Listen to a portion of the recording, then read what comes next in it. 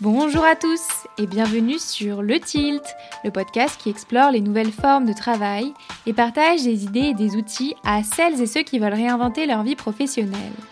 Ce que vous allez entendre est un extrait de l'épisode qui sortira demain. Si celui-ci vous plaît, vous interpelle, alors rendez-vous dès demain matin sur votre plateforme d'écoute préférée pour découvrir notre discussion dans son intégralité. Bonne écoute! Je suis ce qu'on appelle un baby Coca-Cola. J'ai été chez Coca-Cola pendant 11 ans, enfin 10-11 ans. J'ai vraiment commencé stagiaire à Paris et puis j'ai fini responsable des partenariats à Londres. Je suis rentrée, il y a eu le plan de départ, j'ai pris le plan. Bon, et ensuite, à ce moment-là, je suis rentrée à Paris. Quand on revient de l'étranger, finalement, on n'est plus grand-chose sur le sol français. Donc, j'ai quand même dû, entre guillemets, retrouver du boulot.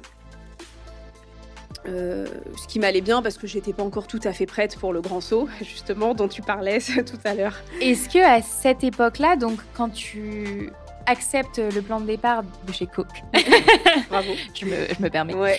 De chez Coca-Cola et que du coup tu rentres en France, tu dis il y a cette période où tu sais pas trop ce que tu vas faire. C'est quoi les réflexions à ce moment-là? Est-ce que déjà tu te dis bon, l'entrepreneuriat c'est une option, mais j'y pense sans trop y penser?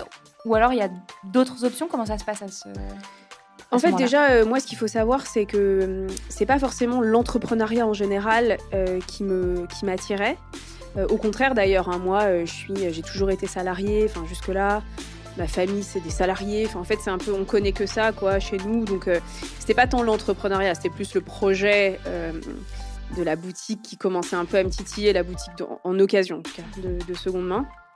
Mais à ce moment-là, je me disais, c'est une lubie.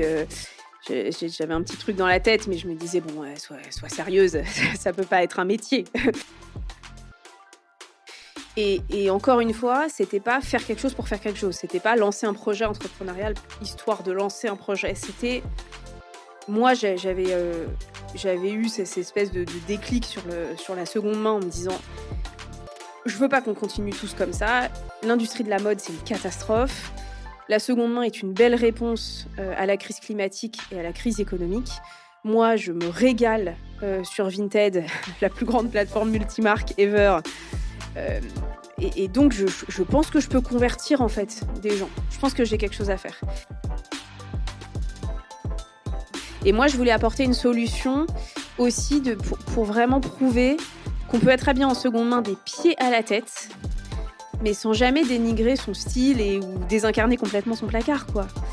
Et en plus du côté très, on va dire, engagé du projet, la seconde main, ça répond à un enjeu économique évident. Je veux dire, ce sera moins cher.